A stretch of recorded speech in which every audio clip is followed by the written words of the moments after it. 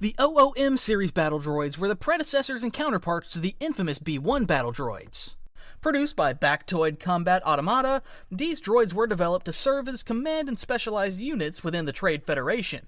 Though they shared the same skeletal frame and basic programming as B1 droids, OOM units had slightly more advanced processors, enabling them to execute more complex orders and adapt to tactical situations better than the B1. However, they suffered from the inherent limitations of their centralized control systems, making them susceptible to disruption when their command networks were destroyed, as seen in The Phantom Menace. At the time of the Clone Wars, they were mostly replaced by the B1 battle droids, even though the B1 were less effective and more expensive. But the OOM's connection to a central command center was deemed too great of a weakness after their defeat at Naboo. So, if you ever wondered why the later B1 we see in the Clone Wars was very chatty and silly, while the droids we see in Episode 1 were very straightforward and didn't do silly things, well, now you know that it was due to their lack of individuality, because they were OOM models. Here's a funny example. Look, it's RB551. No wonder he got blasted. He's one of those older models programmed by a central computer. Not us. We're independent thinkers. Roger, roger, roger, roger, roger. Bless the B1. I know some people think they're too silly, and I get it, but I have to chuckle every time I see them. The Barbecue Droid was a B1 series battle droid repurposed as a cooking unit for the Trade Federation. It was stationed on an asteroid in the Naboo system, and it served Nemoidian personnel by preparing meals like grilled red sausages. Most notably, the droid wore a chef's hat and used a scraper for cooking. Whenever attacked, he would suddenly turn around and throw his sausages at the enemy. Okay, that's not true, but it would be quite funny if you go up to him with a blaster and he just throws sausages at you, but I digress. He's probably the most wholesome droid out there, just going after his day cooking and doing his best. Shout out to the commentator that pointed him out, as I didn't know he existed up until recently. The B3 Ultra Battle Droid was a much larger and more heavily armored version of the B2 Super Battle Droid. It had a right arm with a flamethrower and a left arm with a plasma cannon. It also had two smaller secondary arms equipped with rapid-fire blaster cannons. Additionally, the droid's left shoulder housed a missile launcher. The B3 also was equipped with a density projector, which could increase the droid's weight by 20 times. This allowed it to anchor itself firmly in place, making it nearly impossible to topple over despite its high center of gravity. However, they had a lot of technical issues and were therefore never mass-produced by the Separatists and used very sparingly. The Proxy droid was a unique droid programmed for high levels of combat training. Developed during the later years of the Clone Wars and into the rise of the Galactic Empire, these droids were capable of projecting sophisticated holographic disguises, allowing them to mimic the appearance, voice, and even fighting style of nearly any user that was uploaded into their database. The most famous Proxy droid, which was called Proxy, was a personal companion and training partner to Galen Marek, the secret apprentice of Darth Vader in the Force Unleashed game.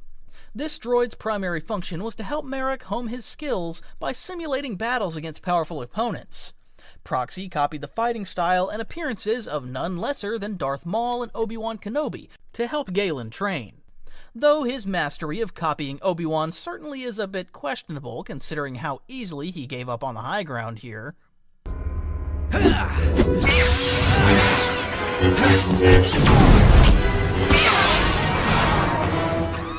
The Vulture Droid, or also referred to as Variable Geometry Self-Propelled Battle Droid, Mark I, was the primary starfighter of the Separatist fleet. Its sleek design made it instantly recognizable, being able to quickly go from walking on its four wings to transforming into a flying starship firing lasers at incoming threats.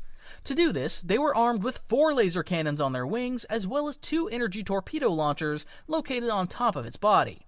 The Vulture droid was very versatile as its flight mode. They served as agile starfighters capable of complex maneuvers with very sharp turns and agility that regular organic pilots couldn't perform. While in walker mode, they could act as ground support units, patrolling the ground or providing support during battle. The effectiveness of droid starfighters like the Vulture droid has been a subject of debate for generations. Vulture droids, while capable of executing extreme maneuvers beyond the limits of even the most resilient organic pilots, lacked the adaptability and active problem-solving during combat that living pilots brought to it. However, their design offered key advantages. The absence of life support systems provided additional space for weaponry and fuel, and the lack of an organic pilot absolved any potential moral concerns over their destruction. although these moral concerns haven't come up too often so far in Star Wars.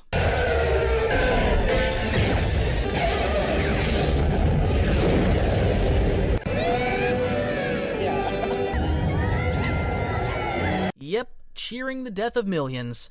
But they were the bad guys, so it's fine. The Hyena droid bomber was the Vulture Droid's cousin, designed for bombing runs. Being larger and bulkier than the Vulture, the Hyena featured an underbelly loaded with proton bombs, making it devastating against ground targets and fortifications. While slower and less maneuverable than a Vulture droid due to the extra armor plating and bigger wings, it was light enough to fulfill a starfighter role when necessary, as it was also equipped with laser cannons, proton torpedoes, and concussion missiles. They were considered to be slightly smarter than Vulture droids and could operate independently or follow strict commands, including executing suicidal runs by crashing into enemy ships on command. Just like the Vulture droid, they were able to transform into a walker by splitting their wings and folding these under the belly to support ground troops if necessary. Just look at the size of these guys compared to a B1. Imagine facing them down as a clone. The Hyena was widely deployed during the Clone Wars and seen broad uses. Some notable deployments were during the Battle of Christophsis and Battle of Ryloth, where they bombed civilian targets. Oh, and one thing to note, I don't want to get too deep into Star Wars naming conventions, but why is it called a hyena? Like the other droid is a vulture, which makes perfect sense as it's a bird that can fly, but a hyena?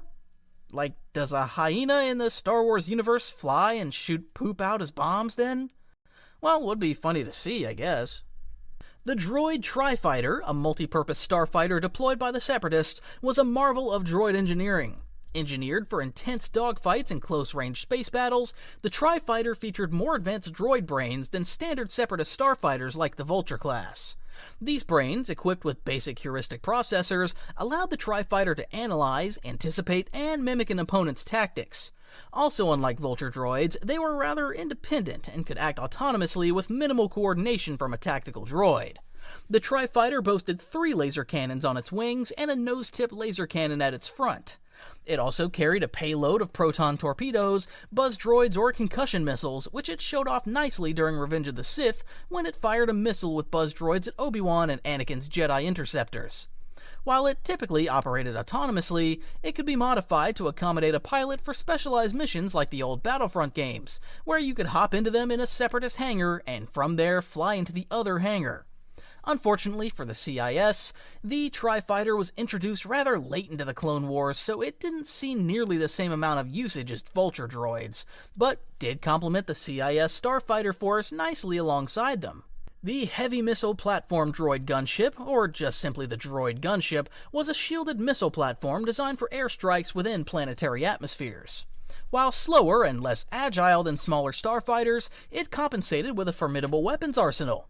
Droid gunships were equipped with 2 laser cannon turrets and a medium laser cannon on the head, 2 light laser cannons on the side of the wings, and 14 missiles under its belly.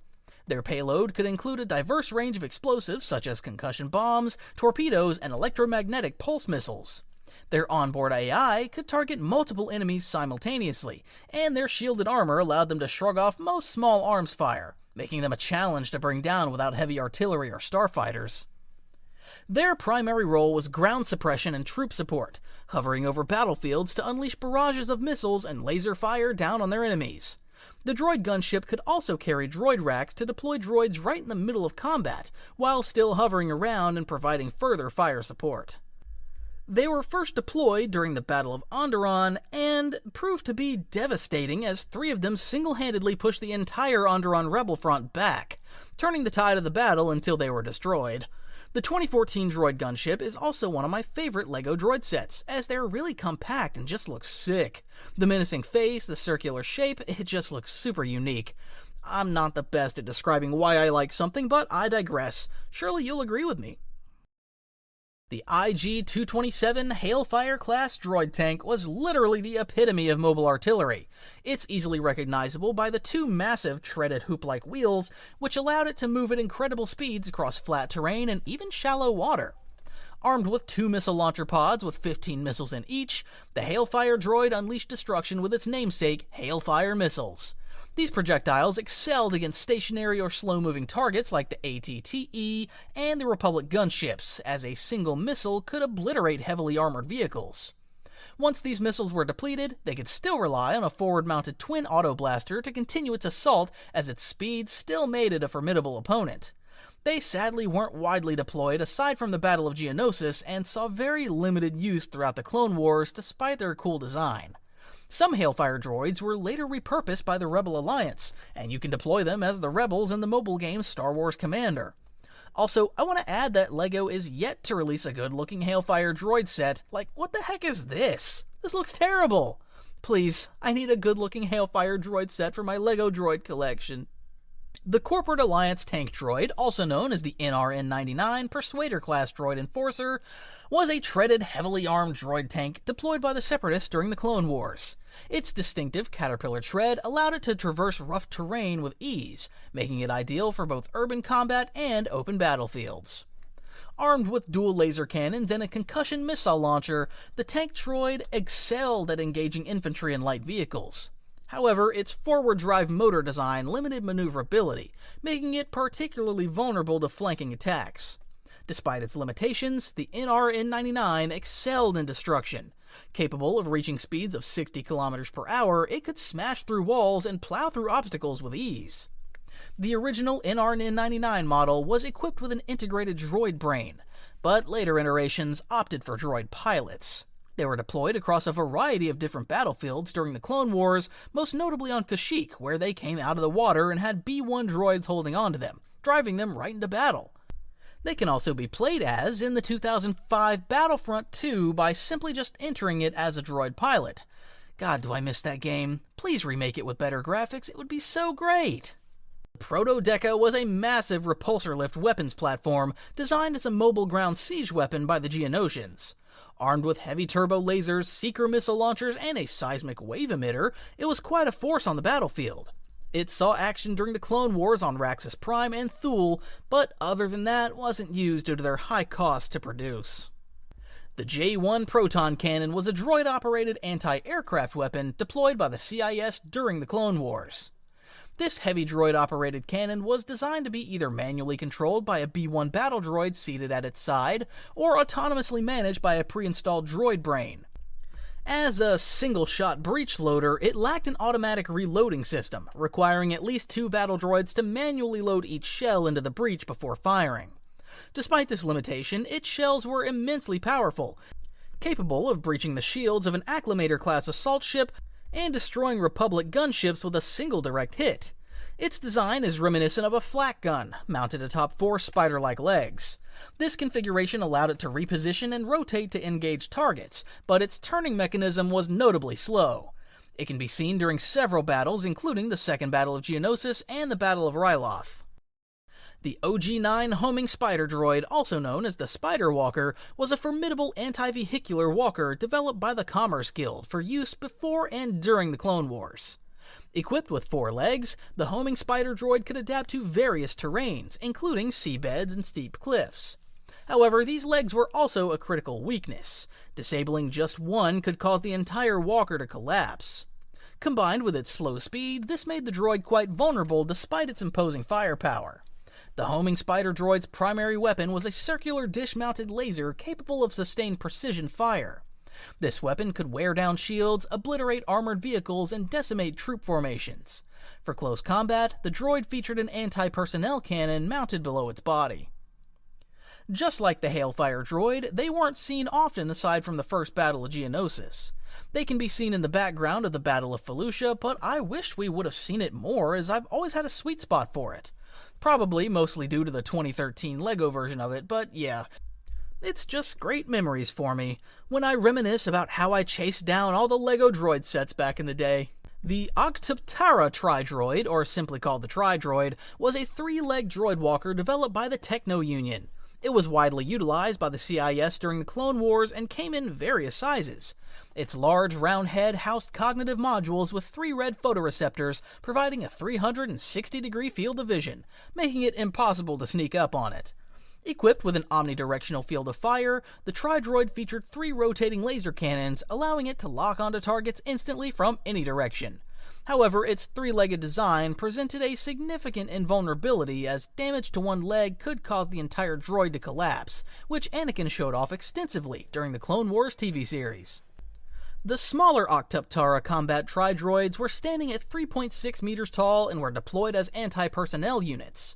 Some variants also carried airborne biological plagues within their heads, earning them the nickname Virus Droids for their ability to spread devastation even after being destroyed.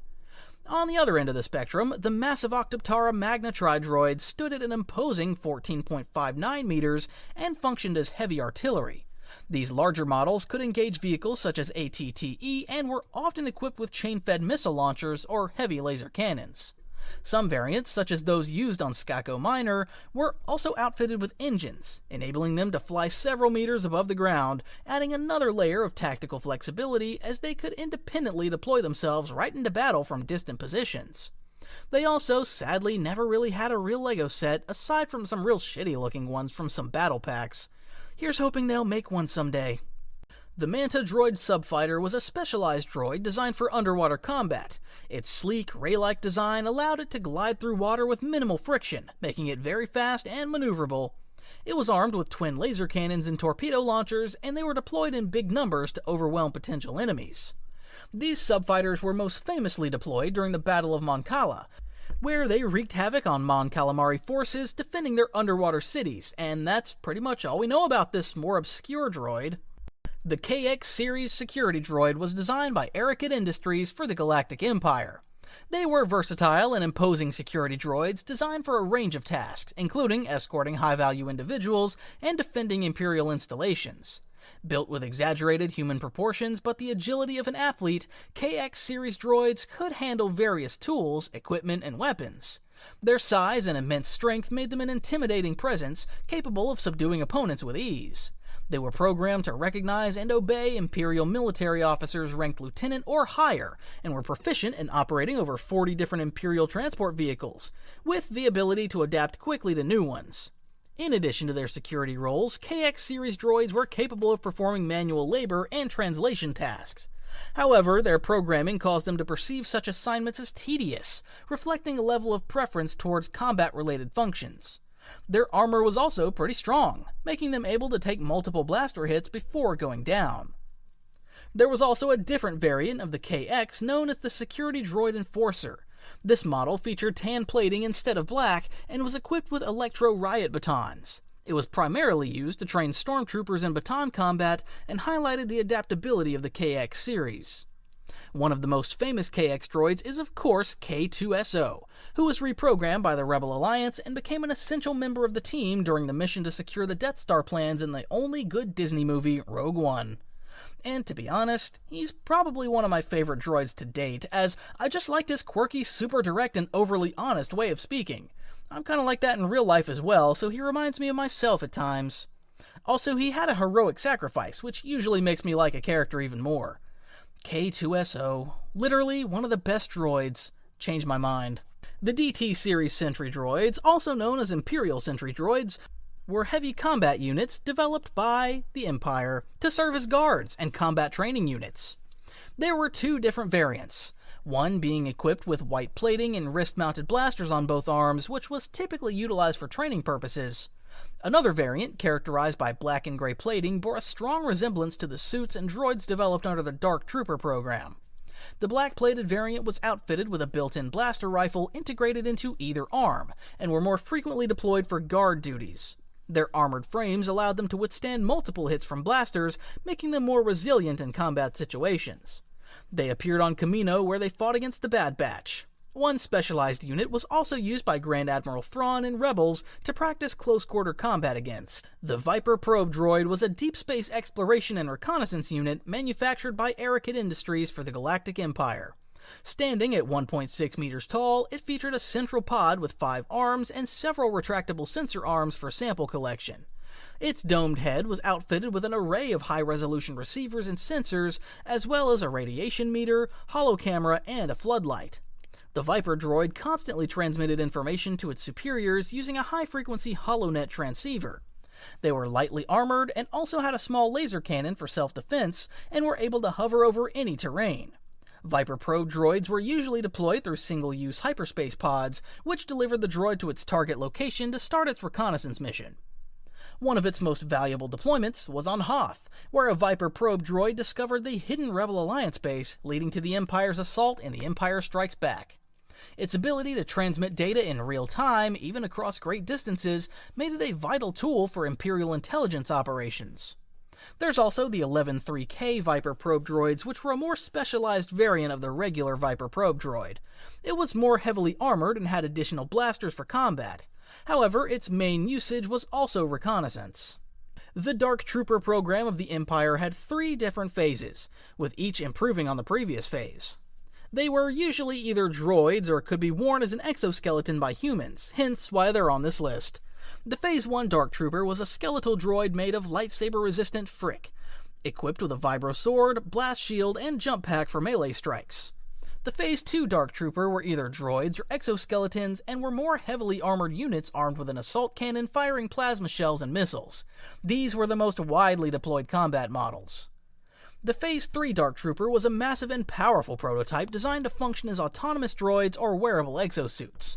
However, only 3 were said to have been created before the Empire's fall, and it didn't leave the prototype stage. The Dark Troopers we see in The Mandalorian are Phase 3 Dark Troopers and are said to have removed the human element once again, as it was deemed a weakness. They were equipped with built-in rocket boosters, enabling flight in both space and atmosphere, and their armor was impervious to blaster fire, making them the strongest trooper unit in the Empire's arsenal. The N5 Sentry droids, are also known as the New Republic Security Droid, was a security model active during the Imperial era and later utilized by the New Republic Correctional Corps in the New Republic era. N5 droids were commonly used aboard New Republic prison transports. They're seen in The Mandalorian Season 1 on the prison transport Bothan 5, where Din Djarin takes down quite a few of them. The All-Terrain Patrol Droid was a walker droid utilized by the First Order during its war with the Resistance.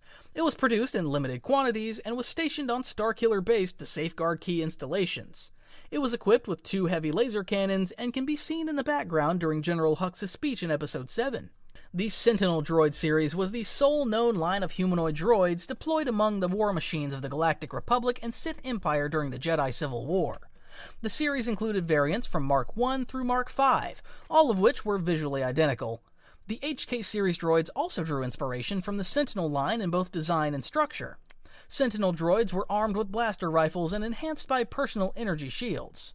They were seen a lot during the Knights of the Old Republic games, and I quite like their sleek designs.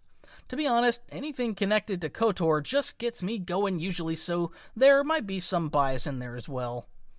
The Tank Droid Mark IV was a massive bipedal droid tank deployed both before and during the Jedi Civil War. Heavily armed, it featured a rocket launcher, blaster cannons, a grenade launcher, and a flamethrower integrated into its blocky chassis.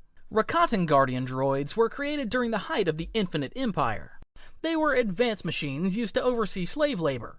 Armed with a range of weaponry, it protects key sites like the Star Map Temple on Dantooine. This droid was left active for over 25,000 years, demonstrating how durable they were to survive for this long. The Mark I assault droids were single-legged machines designed for defense. Equipped with blasters on each arm, they also used their limbs for close combat. Some models featured energy shields, capable of briefly absorbing blaster and lightsaber strikes, though they lacked advanced tactical programming. They were also a pain in the ass to face against in KOTOR. The Mark IV assault droid was used as an automated defender, patrolling cities and military installations. They can be seen guarding the Sith bases on Terrace and are also present on Manan.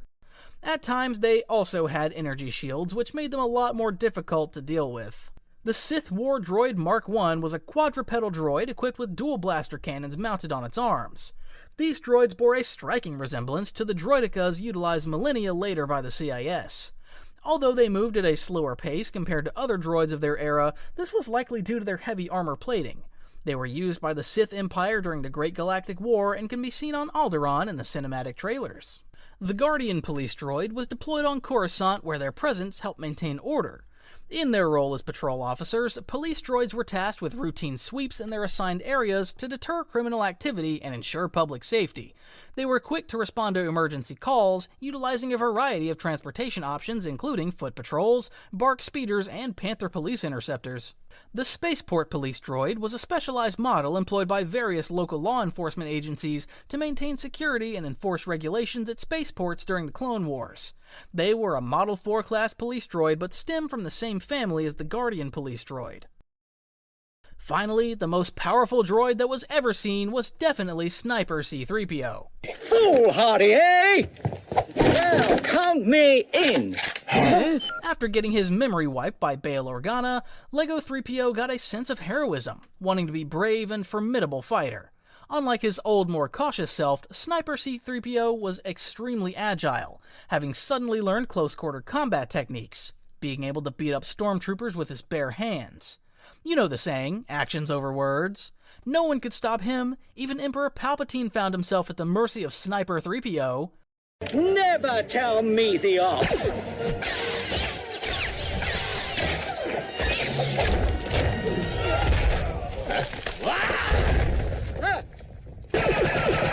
It wasn't until getting reminded that his original task was being a protocol droid that he reverted back to his original self, and the C-3PO we all know and love was back. That's it for this video. I'll be combining this together with the first droid video at some point. Let me know any droid I missed, and leave a like.